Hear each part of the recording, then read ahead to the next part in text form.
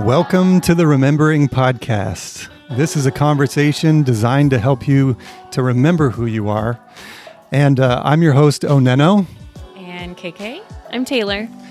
Yep. So today we're going to unpack a subject that seems to be pretty deep in the hearts of all three of us, which is how do we cope with the amount of cognitive dissonance going on? How do we ground it? What are some spiritual lessons inside of there? And how do we just deal with the amount of chaos that's going on in the world around us? Mm-hmm. And we're going to try to unpack that. We're going to try to find some deeper spiritual perspectives to help you as well as to help ourselves, because we need our own advice, I think, today. There's some practical takeaways. Yeah, totally. This is for me. Yep. Exactly.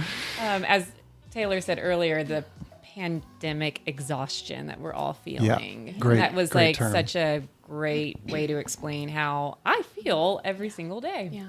Well, and to be 100% transparent with you guys, I've been a little nervous leading up to meeting up today, because I know that we have different ways of looking at all the stuff that's going on. Yeah. And I was a little afraid of the conflict that might arise. And as we've kind of been discussing it and hashing it out, I think that's where the magic is. It is. That we can be with people and love people and just talk. and sit and say, you seem really passionate about your perspective. Can you tell me how you got there? Right. Because I'm on the other side of the boat right now, and I don't want to feel triggered. I don't want to feel conflict. I don't want to feel like we're at odds or at war, because I'm sick of that. Yeah. I'm sick of seeing the polarity. I'm sick of seeing everybody fighting all the time and everybody afraid all the time. Like, that's where this exhaustion comes in. It's like, Totally. How do we reconnect with our fellow humanity, even if we don't see eye to eye about everything? Well, and I'd like to put out in the conversation that I think this is an incredibly new phenomenon for human beings that we have no tools to deal with. Because if you were rewind before social media, how many differing opinions would be across the world that we would just never hear? Right. And Just now, of your family, maybe your local community. Yeah, you don't know what the guy changing your oil thinks about COVID or whatever it is. Really good point. And nowadays, everybody posts every thought that they have on socials. And then when they see one that they don't like, they shame you for it. And it doesn't matter what side you're on, we all shame each other. And I think the avalanche of shame and social dialogue is really intense. And I almost feel that shame is a heavier emotion to have to wade through than even fear is. Fear is something that, keeps us safe. Our brains are designed to seek out fear, from being primal animals. But shame is what gets you cast out. Yeah. And shame is what keeps you in hiding, and shame is what makes you not live your truth or feel the ability to be vulnerable with your heart, with friends and family. And And as I understand shame, I know you're the therapist. I want to defer to you on this. But Brene Brown talks a lot about shame. And she's described it as like the deep belief that I am not good. yeah, I would say shame is believing, it's a core belief that I will never be enough for A, B, C, X, Y, Z. And also I'd like to add on too that perhaps when shame comes from somebody else towards you, they want you to take on that idea. They're actually saying you need to think that you are a bad person. Your perception of your identity is not good. Right. And this is the one you need to take on. And here it is. And put it on. Or I'm just going to continue shaming you. Right. And yeah, so that's where so much, or do you think that's where so much of this exhaustion comes from? Is us always having to prove, no, I'm still good, even though I think this. Yeah. Well, and when none of us have all of the answers, I think that open dialogue is more important than ever. And I told you this before we started recording, that I'm the type of person that's okay with conflict.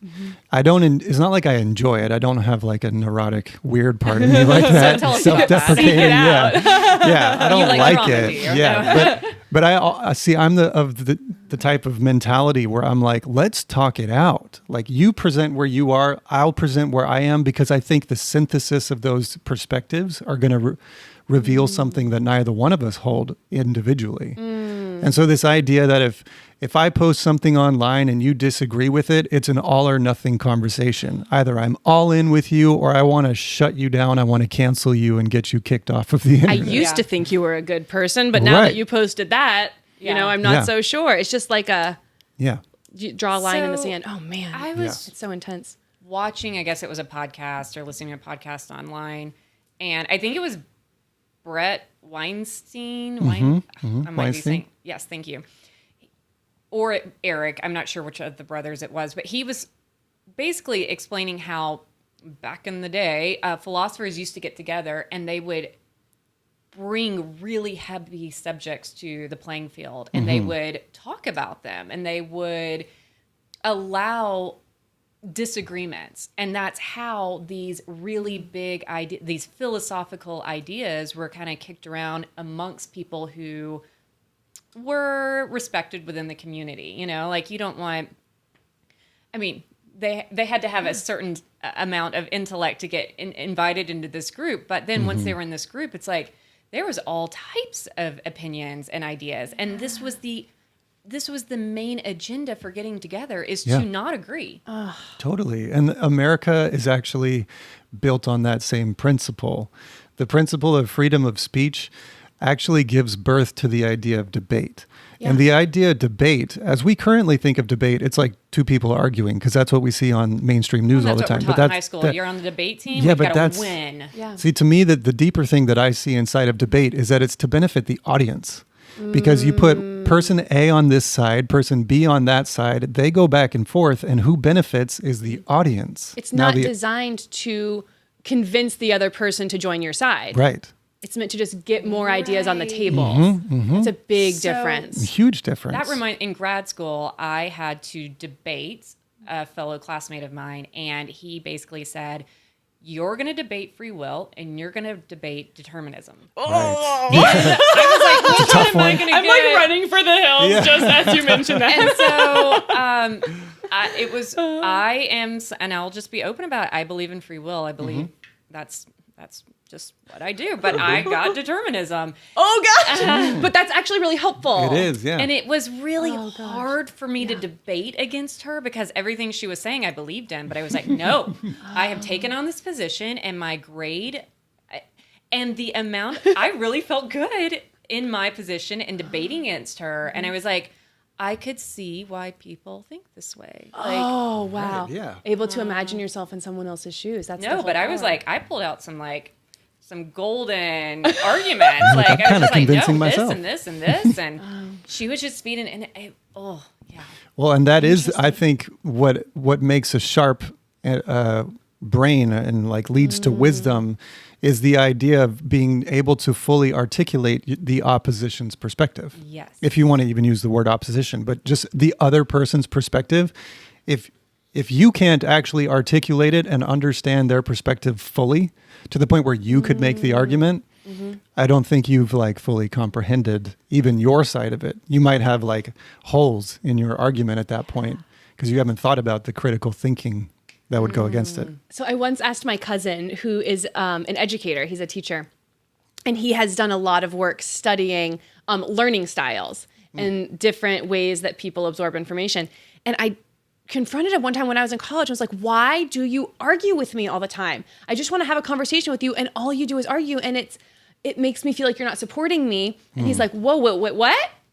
I thought we were having a conversation. Right. He said his learning style is receive the information, imagine the opposite, see if it still holds true, and then propose that information. And he said another learning style is visual. And that's what mine was. And he was kind of teaching me about the different ways of doing it. He's like, I'm not trying to argue with you all the time. I just thought I was prolonging the conversation. Because if you said this is the way it is, and then I said, sure, the conversation would stop. Right.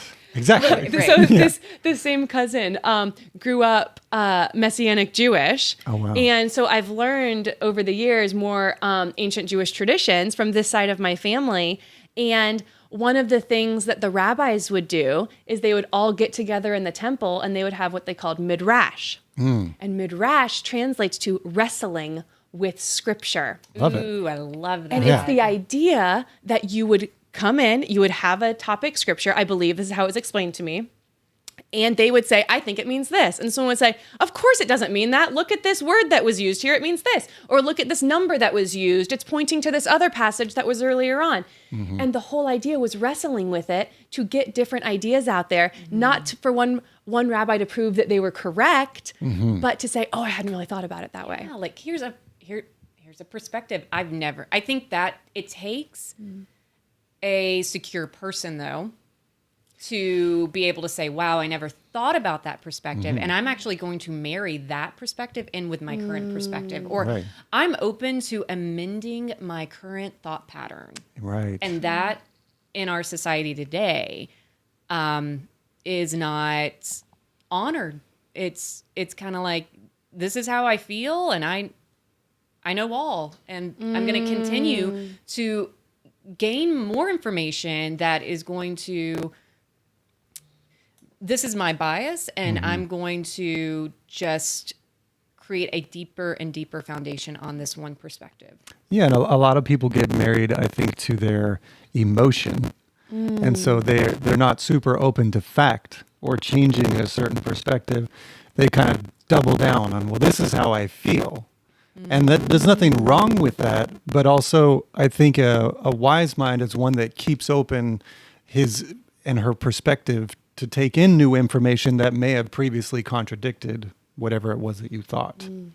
But society says, if you change your mind, you're wishy-washy. Right. You must not be a person of conviction. You must not really believe what you said you believed before. Right. Or maybe But I've been that's because presented we're with based new on- information. Yeah, but that's because we're based on ego. Yes. It's an ego game. It's not a wisdom game. So people want to be right in their ego, which then if you double back on what you thought, then that's like, according to this perspective, that's presenting weakness. Yeah. You know, you're showing weakness. You're not convicted in what you thought. But see, wisdom says, I will always take in something that I didn't know if it actually does enlighten me and bring me closer to freedom. Most likely, if you're going to grow, it's going to be something that contradicts something that you previously learned. And it requires unlearning. At least in my experience, I've had to question a lot of the stuff I held as hard and fast truth. That, maybe truth is actually bigger than this one perspective I was shown as I was growing up. Yeah. Also, I want to talk about the perspective of how to deal with these heavy emotions that we feel as a part of all of this.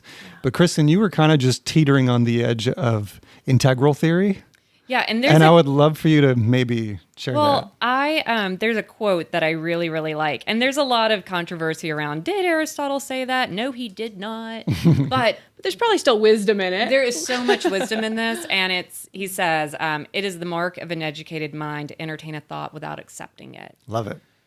And Wayne Dyer also says, I was trying to find Wayne Dyer's quote about that too, but he said something along those lines. And so this was a very, very, that quote right there, and the one that Wayne Dyer says, it gave me permission when I was indoctrinated within my religious beliefs to entertain thoughts around other religions or other ways of worshiping God. It was because I remember thinking, well, even if I entertain those thoughts, that doesn't mean that I'm accepting them. Right. And then as I entertain more and more and more, it's like my heart opened up to more of the humanity in these religions, and they weren't so scary, and the way people chose to worship.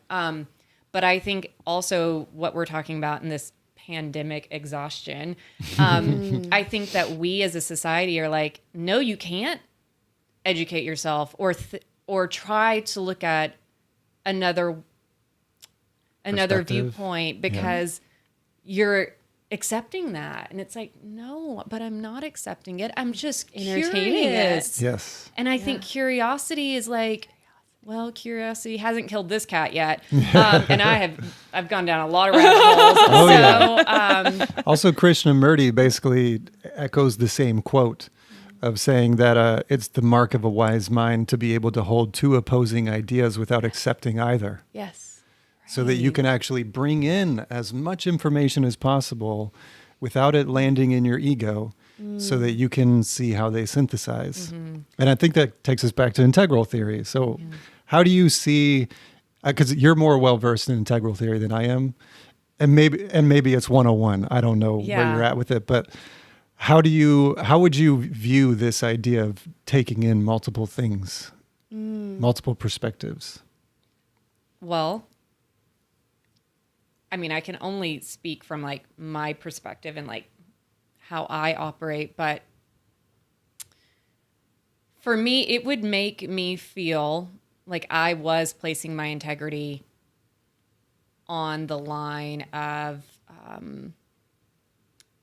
not important. If I chose to take, wow, sorry for all the dead air here, but I'm thinking through all these words. It is just part of my makeup to explore other.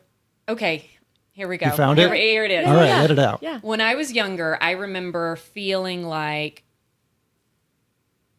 I never really had a deep amount of empathy for somebody who was suffering. I was like, well, why did that situation happen to you? And like, what placed you there? And no, I really care for people like a lot, but I always had like, what got you there? And then that situation.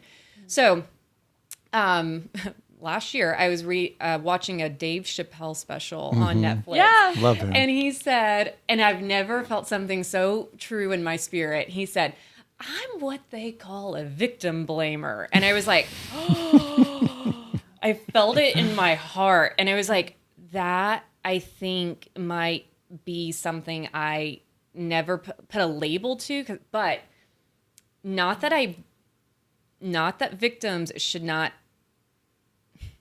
I'm not going to jump on the bandwagon of like, yes, we need to feel bad for you.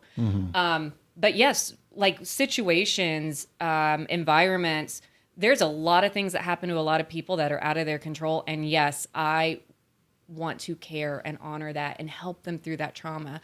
But there's a lot of people that are coddled and they play the victim card because they know what type of attention they're going to get out of it.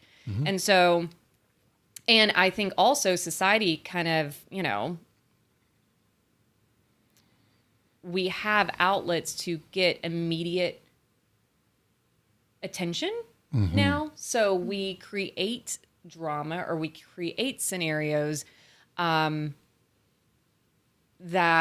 we can be victims of. Like we can play that victim There's card. a And then lot we of support for victims these days, which is in some ways good, but also it does open the tendency to be like, hey, I'm a victim, and then you just get support. Yes. And God, right now we have a lot of people who are abusing drugs and alcohol, and they are on the verge of suicide. They are losing their jobs this isn't their fault at all. They are victims. They are victims.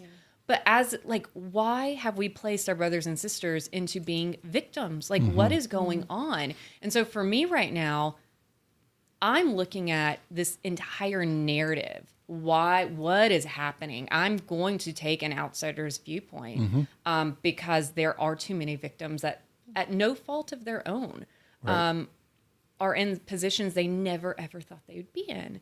And so I think for me, that victim blaming mentality is actually helping me not look at, as you were talking about earlier, not the micro, but the macro level. This is when we're like, what are we doing? Like, what's happening right now? Yeah. And also I'd like to add on, just for clarity on what I'm hearing from your perspective, is that if you've been through something that you are a victim of, that does not have to be your identity.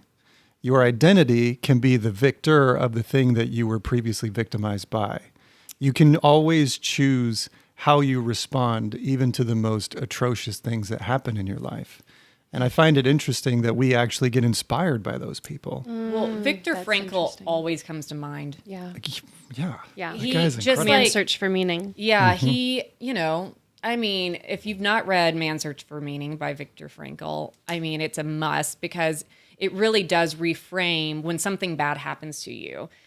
It does reframe like, I can get through this. And whatever is taken away from me at this current time, my freedoms or my speech or my job, my mind will never be taken away from me. Yep. And the way that I get to think and my viewpoint, my perspective, all of that can evolve. I think it was Kierkegaard who says, I need to look it up. Just But paraphrase. the paraphrase is, people fight so hard for freedom of speech when they're not using the freedom of thought that they already have. Ooh, Deep. that's great. Yeah. Well, and what's his name? Jordan Peterson talks about the limiting of speech is the limiting of thought. We use language in our brains to think. And when you limit somebody's speech, what they can say external, you limit their ability to think internal. I think that's super deep as well. I'd like to maybe steer the conversation. I want to tie it back to integral theory. Yeah, sure. Yeah, go, girl. Do you have something you want to say I about have it? a thought about integral Say theory. it. I'm still learning about integral theory, and there's different people I'm reading about that. But when I think about integration as a whole, so many of the philosophical viewpoints we have and political viewpoints we have and religious viewpoints we have are in all of these different categories. And we have all of these different ways of implementing it to our lifestyle. And some people are further along developmentally in terms of weaving those ideas together, which gets into spiral dynamics and different ways that we process information as groups and emotions as groups. But for me, the idea of integration is when we're able to take all of those little bits and pieces together and we move out of the separation and this illusion of separateness that we have here on planet Earth and this plane of existence and start moving into where everything becomes one again. Yeah. It gets integrated together and woven together again. And even though there's conflicting things can exist simultaneously. That's what paradox is. It is. That's what Yes. all truth ends up being paradox at some level. So 100%. And maybe one day we'll explore this on the podcast. But spiral dynamics is yes. something we geek out about a lot. Yeah. It's- I feel it's giving me like we're framework. going out of I think we're going into the more individual. we're going an octave up. Yeah. From what we've observed about spiral dynamics so far. Yeah. Cool. And that's We'll get into such that. a theory Oh, yeah. of mine. But I'm all ears. I'm all ears. That's going to take a whole other episode. But I do feel that. Yeah. Oh, Yeah. yeah. Yeah. Spiral dynamics is a tool that was put together a few decades ago by sociologists, psychologists, Yeah. to show the patterns that we as groups develop. And it kind of weaves from a consciousness. collective consciousness of the single person is priority. No, the group is priority. No, the single person is. No, the group. But it takes on these different filters as it goes. Sure. And we can kind of talk about those. They don't call them levels because it's not this idea of being promoted or leveling up. It's just different places that we exist along the way. Well, and what I love as yeah. a musician, the idea of octaves Yes. is such a perfect analogy Yes. because you have the same 12 notes that repeat itself an octave above or an octave below. That's exactly They that create the way. same melodies just in different tones. They're related and yet different. Yeah, so we'll It's get wonderful. into that. Yeah. Well- But it's a tool that's helped me look at the dissonance in society and say, oh, well, they're in this level. Oh, they've developed into this level. Oh, that's why they can't see eye to eye. Oh. Or when I Mm-hmm. choose to go to a hockey game or a football Yeah. game or even a church service, Yeah. I am choosing to operate on this Tribal. the tribalism, Sure. which is the purple, Which is a whole nother, which is one of the group. stages. So Yeah. Yeah. I also thought it was really important that you hit on how do we deal with these heavy emotions right now? Yes. These Yes. big emotions that have such an effect on our bodies and therefore our minds and our decision making. And And sometimes, at least for me, they feel too big to handle. Totally. And for me so too. I know you have a lot of insight on that as a therapist. And then I have personal things that I've been learning for myself about naming the emotions and things like that. But I would love to hear. Well, OnenO. Yeah. Yeah. Well, I wanted to talk about it from the level of someone who identifies as an empath. Yeah. And I think, like previously on our first episode, I was describing how I identify as starseed and old soul. I think there's a whole group of our audience out there that will identify these ways. And anybody that's an empath, basically, I just figured out a great way from this book. By the way, it's called The Empath's Survival Guide. I just found it out there. Fantastic. It's amazing. I've only read the first chapter and I'm already like, thank God for this book. But she basically breaks down what's the difference between regular empathy, which we all have, and someone who's an empath. Yeah. Regular empathy is like when something goes wrong in your life, I feel for you. I send my thoughts and well wishes, my prayers, my heart goes out to you. When something goes great in your life, I celebrate your joy, and I feel that in my experience. Empaths have an additional thing, which is basically a zero filter to be able to filter out everything that's going on in you. So you might walk by somebody, you might walk into a crowded room, and you might immediately feel agitated, and you don't know why. Turns out you're picking up the subtle energy from the people that you're around. And it can extend, in my case, I feel the collective energy as like a general emotion. And also I see it in my mind's eye as general pictures and mostly colors. And I was explaining to my girlfriend this week that this is the first time in my life that whenever I tune into the energy of the collective, I just see black. And that confuses me because I usually see expansion, bright colors, opportunities, things going on. And there may be heaviness here or there. But recently it seems to be a black screen, like as if the collective has no idea what it's doing and where it's going. And we've all been kind of removed from our grounding. So then that's the next part of this. How, as an empath, how do you use your specific superpower, if you want to call it that way, to help the collective? Because just because you can feel the collective doesn't mean you're helpless. You can actually, I believe that old souls, empaths, indigo children, everybody on this kind of awakening path has a tool deep within their DNA that they've been sent here to manifest. And part of that is the transmutation of the energy of the collective consciousness. And especially at a time like this. So the collective is feeling all kinds of fucked up. And there's 1,000,001 reasons for that. Yeah. Everybody has 1,000,001 perspectives on quote unquote how to change it or what to do about it.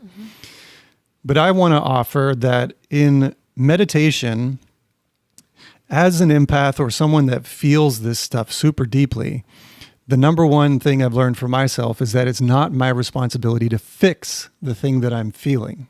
So the collective is feeling stuff. That doesn't by default make it my responsibility to fix it. It's my responsibility to direct it. And so we had a friend gathering a few weeks ago where we did a meditation where we basically closed our eyes. We got into this space. We connected with the earth. We connected with the sky. We grounded ourselves. And then we called in consciously the emotion or the visualization or whatever that would manifest. We would call in the collective energy into our own space. So think and feel and see whatever comes to you when you call the collective energy forward, and feel it and acknowledge it deeply. And then after that, we envisioned it as a ball of light in our chest, and we would send it down our spine, out the roots of our root chakra into the earth, and we would give it to Mother Earth. And then we called in Father Sky to come in through our crown chakra and come back and meet us in our heart, and basically to replenish our energies while we have identified this collective energy and sent it to the earth. And so that's just one technique. If that resonates with you out there, go for it. But the general, just to interject, I remember doing that meditation, and we'll talk about nature in a minute, but I had a really hard time with connecting with earth. Mm-hmm. I could get up into the sky and I could connect with the air and space and sun. And but for me, I was like, what is going on? I cannot connect to Mother Earth right now. Yeah. And there was a block there for me. And I think in that meditation, it showed me that I don't want to be on earth right now. Like, that's why it's just like, I could shoot straight up and do that meditation with the sky and with like the kind of airy ideas, and it showed me how hard I might be experiencing all of this right now. Like, I just did not want to connect with Mother Earth at all. Yeah. But I did. But it was a journey. Well, and in some ways, because I felt similarly to you, and I think that illuminates my need to connect with Mother Earth even more. And that's probably why I'm feeling so ungrounded, because my natural connection with Mother Earth is not totally solid, whereas my connection with Father Sky is way more activated on average. So I'm kind of up in these Vata, northern chakras type position. But so as a general thing, I'll wrap up, and I would love to pass the ball to you guys. But to wrap up what I'm saying, I think that it's okay to feel these heavy emotions. That's the first step, especially in my awakening journey back in 2011, 2012. That was the first thing that my therapist really helped me get under control, was that when you're feeling agitated, most of the times we just immediately try to avoid it. Yeah. We try to smoke or drink or call somebody or do anything under the sun to stop feeling that thing. But we do that without ever acknowledging what we're feeling. So the first step is to acknowledge what you feel. And as an empath, I started realizing when I would acknowledge what I would feel, there was no reason in my logical brain for me to feel that way. And that's how I knew it wasn't coming from me. It was coming from me feeling, especially at that time living in LA, the energy of the collective. So acknowledge what you feel, and then hand it over to spirit, whatever that means to you. And it should mean something unique to you because you have a unique relationship with spirit. So however you can acknowledge what you feel and hand it over to spirit, there's a surrendering involved. And then the surrendering, allow it to leave and then be replaced by the energy of spirit. And that's what I would say to help people try to deal with this super heavy time. You guys have any thoughts? So yeah, absolutely. I've heard the term empath a lot lately. I've kind of relate to that. I also have learned there's a woman named Elaine Aron, and she talks about that whole phenomenon a little differently. She calls it highly sensitive people. Yeah. And there's a book called The Highly Sensitive Person. This lady actually brings that up in the Empath's Survival Guide. Yeah. And she says there's a few differences, but she basically says it's almost the same thing. A similar way of noticing how some people just really don't have a filter and just take everything on and have to be much more intentional about the situations they put themselves in. Yes. Because I've related to that when I was learning about highly sensitive people. And I also, with the term empath, is like, well, can I still care about people if I'm not an empath? And that whole kind of verbiage, of course, yeah. Of course. Even though I do associate with that label. So there's a woman named Shelby Forsythia who has a book called Permission to Grieve. And she talks about how for her grief is like a wolf in the basement. And it's always prowling around down there in the dark, in the dank, and it's growling and it's looming. And she knows that it's there, but she doesn't want to entertain it because she's afraid it will devour her if she opens the basement door.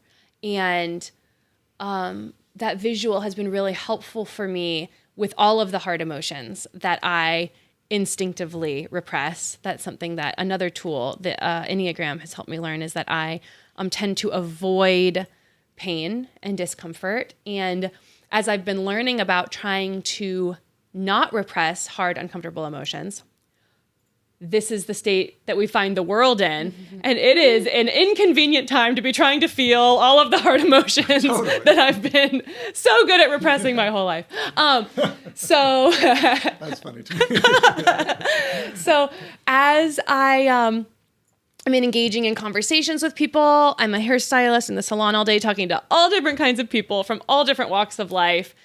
And some people I see eye to eye with, and some people I don't know where they're coming from, but it's my job to make them feel important and comfortable, which is really good practice in not immediately shooting someone down because you disagree with them. Totally. And sometimes I feel the energy start shifting in my body, start trying to work its way up. My throat can feel constricted. My eyes can start to burn. I feel like I just want to cry. Oh, yeah, because emotion is energy in motion. Totally. Yep. So I've started to pay attention as I get to know my body better to the signals that my body is giving me. Oh, my throat's clenching up. Oh, I'm repressing something right now. Because the throat chakra is the chakra of expression.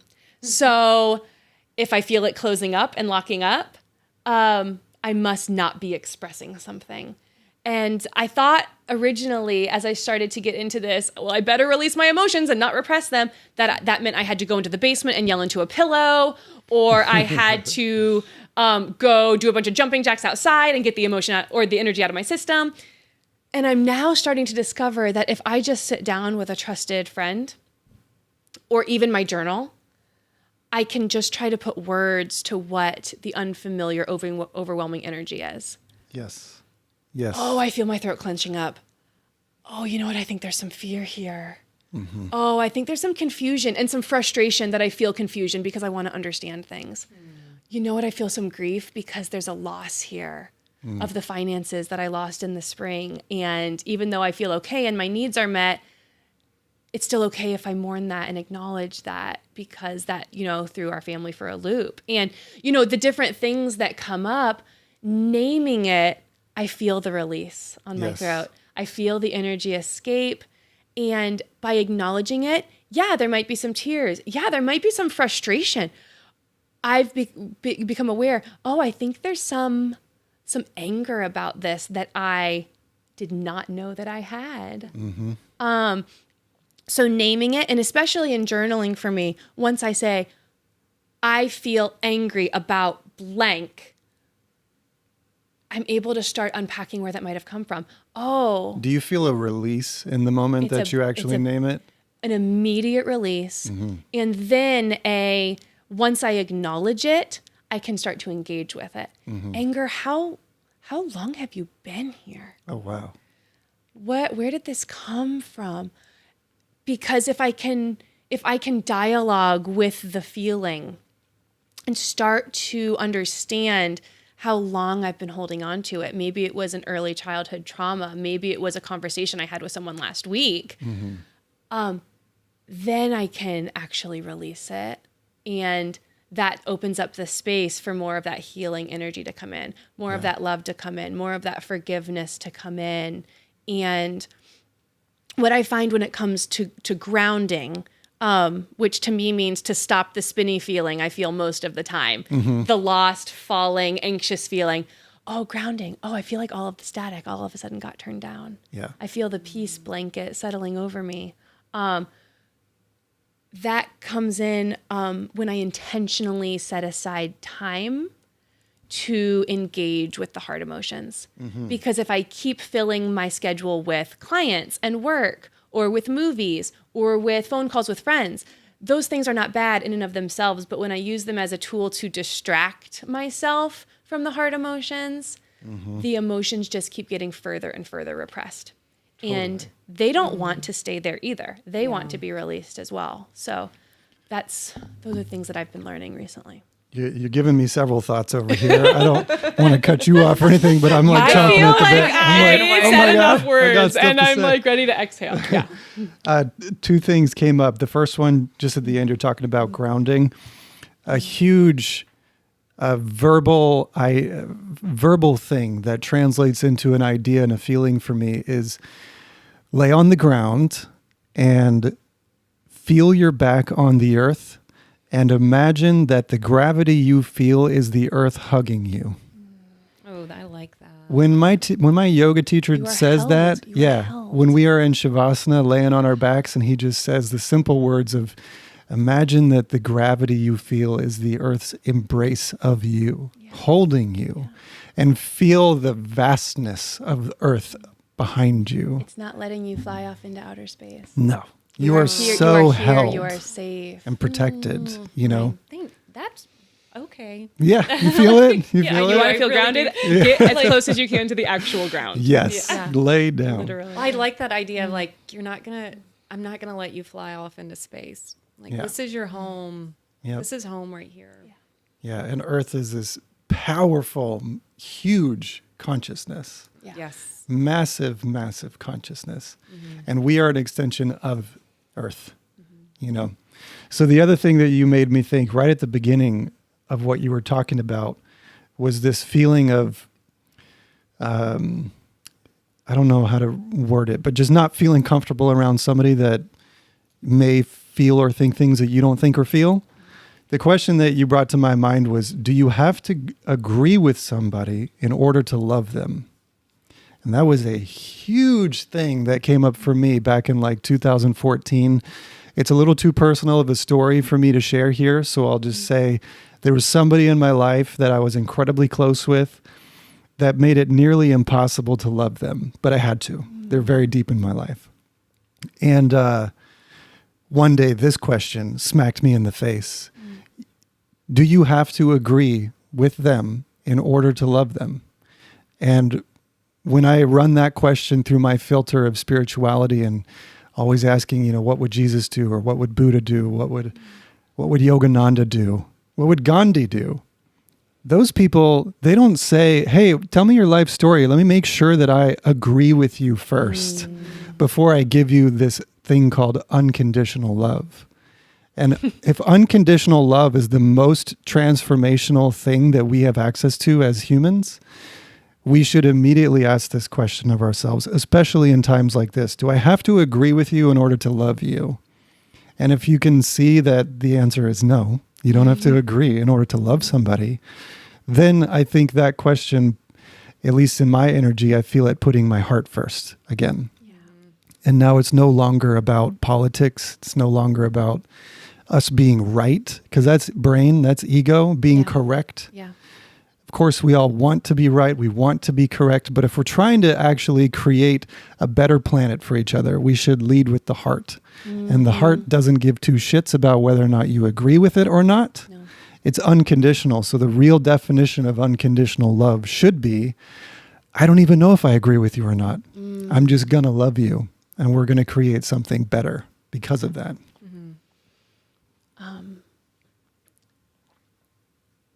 That is amazing. Oh, no. That's what it all comes back to for me. And I know I really want to hear KK's perspective about how you ground, because I know you have a lot of amazing rituals you do in your life. When you were talking about laying on the actual ground, especially, I think if you have access to it, the actual earth, the dirt, the grass. Yes. So there's a thing that is going through our planet all the time, that our planet's like a big battery. It has a north and south pole, which we're familiar with. And it has electromagnetic energy flowing through it all the time. And you can see this when it sparks in the atmosphere with the northern and southern lights, the aurora borealis. That's the energy illuminated. It's so beautiful. When we lay our bodies that come out of the earth on the earth, each cell in our body has a north and south polarity as well. Each atom in our body has a north and south polarity as well. And when we align with the Schumann's resonance, which is the electromagnetic frequency of planet Earth, it realigns the chaoticness that can the chaos that can sometimes happen with the polarities of the atoms in our own bodies. And it makes everything go in line. So of course it feels calming. Of course it feels aligning. Of course it feels centering. And then scientifically and health-wise, it actually lowers inflammation in our body. Like 20 minutes a day actually is so good for our health, so good for our stress levels, so good for turning down the symptoms of inflammation-related illnesses. Yeah. So it's spiritual. Yeah. It's also incredibly physical because, of course, it's all both. Yeah, And exactly, emotional. yeah. It's got all of the Getting layers. into That reminds me of, not in my community now, but I would say in the grand community of the world. You know, when you say tree hugger, Yeah. that is something that people laugh at, Yeah. you know, and we make fun of people who are tree huggers. And someone actually asked me the other day, they were like, "You think your daughter's going to be a tree hugger like you?" And I was like, "Well, I sure hope so." Like, I mean, yeah. And that doesn't mean that I'm disconnected from reality. I have a big girl job. I pay my bills. I have friends in different professions, and, you know, I still read a lot. And I mean, I'm not like, You were a living- good person, KK. Yeah. Stop shaming me. but I will say, I think it's funny how we don't teach that. Like, Yeah. we don't teach, hey, we are connected divinely, energetically. Like it's so for me, one of the things I do to help me is I get out in nature. I get in nature all the time. And I might have a few favorite trees that I pass along the way. I will look around me to see if people are walking, because I hug these trees and I put my hand on them and I say hello.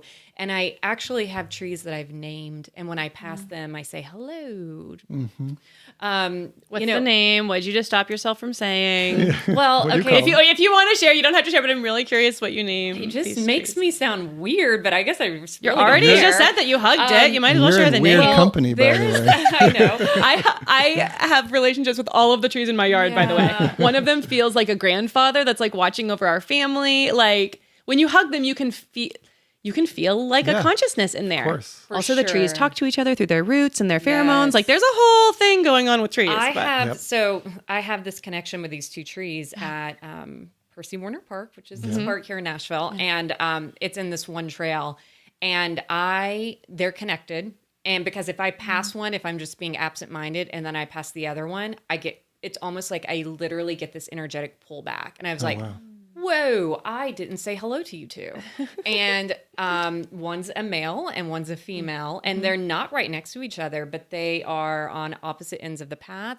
I've told a lot of friends about these trees. These trees are like my friends. Oh. And I mean, people will go on this path and send me a text, and they're like, "We just said hi to your trees." And I love like, that. I love that. I mean, these are like very important things to me, but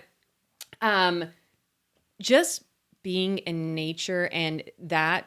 So I was on a hike the other day by myself, and I go by myself because that is my time to be quiet. I might listen to something. I might not. I might just be quiet and just walk. But I saw a spider's web, and it was beautiful. And then that reminded me of Indra's net. Oh, yeah. And then it allows me to be expansive, and it allows me to not be in the noise of the world. It's like I get to escape the noise of the world, and I get to free my mind with space and the cosmos and what's the meaning of life, and these things that actually provoke love and feelings of love and unity versus like feelings of separation and anxiety and depression. Yeah. And to your point about all the emotions, I have been feeling a lot of emotions.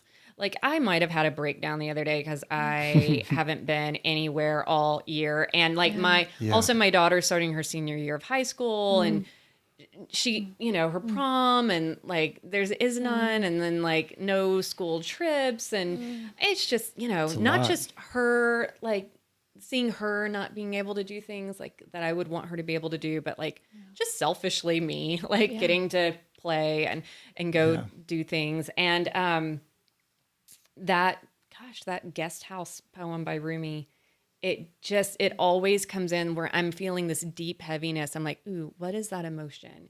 And how can I say hi to it? And how can I offer it as a seat at this internal table and allow it to stay as long as it needs to until it's taught me what it needs to teach me, because it's presented itself for a reason. And if I make enemies with it or I ignore it, it's going to keep knocking. Yep. And I mean, this is just the reality of today. Yeah. And I have to make peace and love. And I have to figure out ways to enjoy my life today, because today is all that is. Yep. And it's a gift. Yep. I think the transmuting factor in what you're talking about is love versus fear yet again. The emotion that you feel, the way I interact with that is imagine it as your inner child. And your inner child is coming to you. If you react out of love, you can help that inner child. You embrace it. You give it a safe space to relax. But if you just immediately are fearful of that emotion, push it away and tell it that it shouldn't be here, then it doesn't really go away. It doesn't have any place to go. Emotions aren't wrong. Right. They don't lie to you. They actually are telling you the truth. Yep. As to how you're doing with a situation. But I think, KK, you're right on the point of connecting in nature, though, and how nature will naturally, and you were even saying this too, Taylor, that nature naturally corrects our energy. Yes. And I see that as something that we really do need to have much more intention with, is getting into nature and allowing nature to work with our energy field. Because when I was in LA, you have nature somewhere way down beneath the concrete. And then you got all the cars on the street. Then I was in a high rise on like the 4th floor of this apartment building, all kinds of radio waves, Wi-Fi, everybody else's Merkabas and energy fields, above and below me and to my sides. The disconnection with nature is at an all-time high, depending on where you live. Yes. And so you need to make an extra priority to get into the untamed zone. And I love, maybe the person who has the Rewilding podcast. Cassia, my girlfriend, listens to it all the time. Rewilding? It's called Rewilding. I don't know I that follow one. them on Instagram. Do you? Yeah. I've heard a few episodes and they're amazing. Yeah. So I was reminded, Yeah. I saw this the other day, and it's been really helpful for me the last couple of days. But A Course in Miracles is something that I jump in and out of all the time, and I should probably just stay in it. But there's this, one of the most known quotes of it is, nothing real can be threatened and nothing unreal exists. Yep. For me, that translates into nothing real can be threatened, and nothing unreal exists. So what's real is that life changes, and that change is an inevitable part of our human experience and journey. And if we cling to the idea that life, so there's this idea of like, I just want things to go back to normal. Yeah. And normal is not real. And therefore it will be threatened because it's not real. Yeah. So we've got to kind of look at things from a perspective of, well, what's real? Well, I know that love is real. For me, my soul, my spirit is real. It's infinite. I know that my love for my neighbor is real. And that is something that I have to tap into and I have to work on all the time, because ego is not real. Right. So Thinks it's real. it thinks it's real. So yeah, that is something for me. Nature, good water, guys. Get good water. Yeah. And make Alkaline, high pH water. Yeah. That'll Water is help. important. Not all water is the same. Nope. And then sleeping. Oh, yeah. You have to get some sleep. You have to rest. Yep. Do you guys have any other thoughts to share? I have an idea of how I would like to wrap up, but Okay. I also want to not cut you guys off if you had any other. Yeah, I feel nuggets. I feel like I wanted to riff on nature a little bit longer, but I don't know that I had something specific to say. But I am passionate about this idea of coherence. And I think coherence is kind of the catch-all thing that's going to heal most of your problems. And I'm mostly talking about mental and energetic coherence. And coherence is the opposite of what most of us are in currently, which is cognitive dissonance. So we experience dissonance and we need to seek out coherence. And especially in a time like today, there's gaslighting going on left and right from everybody, from every angle. And so I wanted to encourage people in this podcast to develop discernment. And your discernment will strengthen as a byproduct of becoming mentally coherent. And This is probably the biggest thing. This is as far as I'm going to go into conspiracy theories for this conversation. But this is what the controllers do not want us to do, is they do not want us to think for ourselves. And when I say controllers, I'll let you figure out whoever you think that is. But there are negative forces that are attempting to tell us that we are not divine. We are not able to think for ourselves, and we shouldn't. So the most radical thing that you can do is go into your heart space. Create coherence by using a meditation technique. Ground your energy, and then allow the Holy Spirit within you to come forward and shape your discernment. And then re-enter the world from that perspective and do this as a daily practice. Because it is only through the guidance of the holiest of spirits that you have available inside of you that you will ever know what truth is. I don't even know that our ego actually knows how to find truth. Our ego knows how to find bias. Yeah. Our soul knows how to find truth. So when you say coherence, and is that the inner voice that the Holy Spirit speaking to you through that, knowing your inner voice, what that sounds like? Coherence will come through when you're in that the voice will come through when you're in the energetic state of coherence. Some people call it alignment. Yeah. So essentially, look up heart math, and you could even just look it up on YouTube. They talk about heart-brain coherence. That's another version of what I'm talking about. Another version is left brain, right brain coherence. And that's something that happens naturally as a byproduct of meditation. I also see that, which might be something we could hash out later, but the amygdala and the prefrontal cortex, we're always trying to separate those two. But how to create coherence between those two. Yeah, you're a whole energy system. It's our ego and our reductionist scientist perspectives that always try to separate us into these multiple pieces. But that's schizophrenia. And I think it's amazing to me that our religious leaders in today's culture are scientists. We look to them as if they have the truth, but yet they view the world with no spirit. And the byproducts of that is a separation of things to try to find the totality. But how are you going to find the totality of things if you don't know how to integrate the things? I was just going to say integration. Exactly. Integral theory. I read a quote this morning, Manly P. Hall. Love him. It's my man. He's kind of known as a Christian mystic, but it said that religion teaches the light. Scientists observe the light, but mystics turn on the light. Ooh, there it is. All right. That's it, Craig. Hey, you found it. Yeah. Speaking of mystics, you brought up a poem by Rumi. Which is a Sufi mystic. Yeah. That holds my heart. From the 1200, 1300s. I'm I'm not as familiar with Rumi as I am with Dervish. Hafez, so I don't know as much about Rumi's history, but I love his poetry. So you brought up the poem called The Guest House. And we had talked about, in closing, wanting to do some either meditation activities or grounding practices.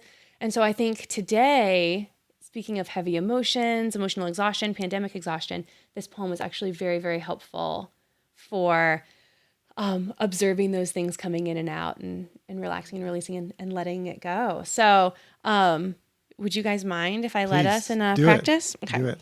So for those listening, if you're driving, don't close your eyes.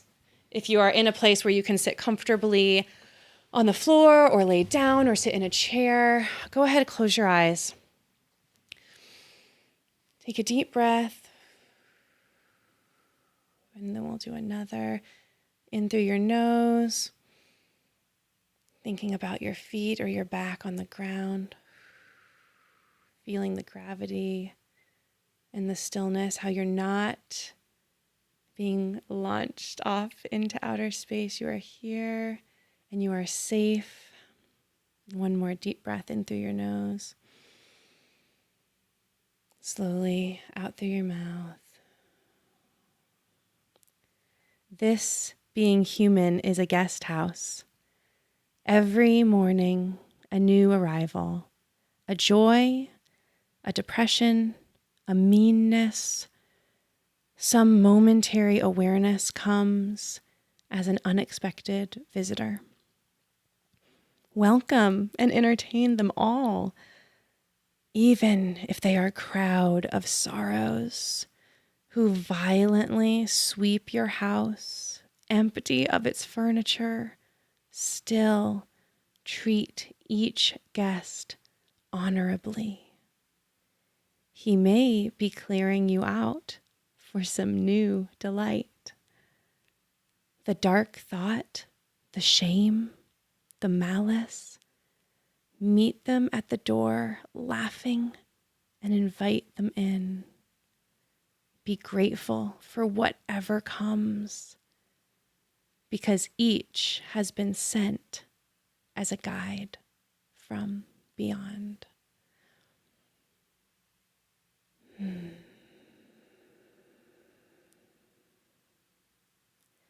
Thinking about visitors coming to our door and unconditional love and hospitality, even for the visitors who are hard to understand, even for the visitors that we do not agree with, even for the emotions and sensations in our body that feel painful and uncomfortable. They are all here to teach us something.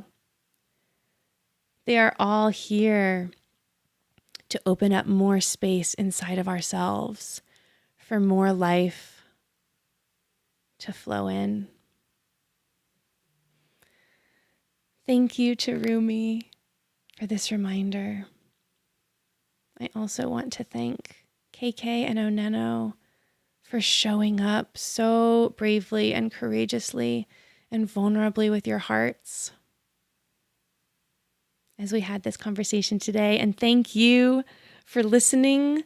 Thank you for giving us your time and your mind and your heart as we entertain these hard topics and these hard conversations. If you feel exhausted right now, if you feel burnout from the controversy and from the discord, you are not alone.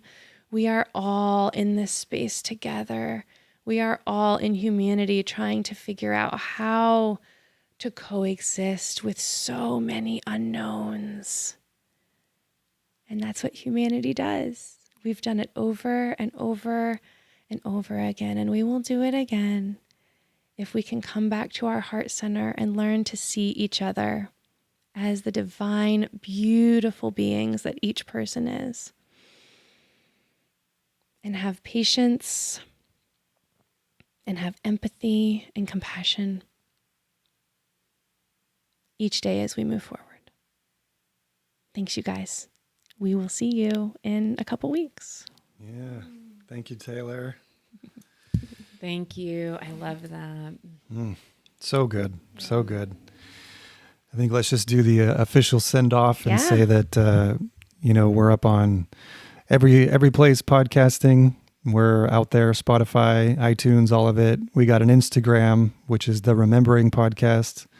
We got a Twitter, which is Remembering1111. And we got an email, which if you're watching the video podcast on our YouTube has just been scrolling at the bottom, but it's the rememberingpodcast@gmail.com. Send us your thoughts. We want to hear how you resonate with today's message. And even if it's beyond today's conversation, just send us whatever on your heart.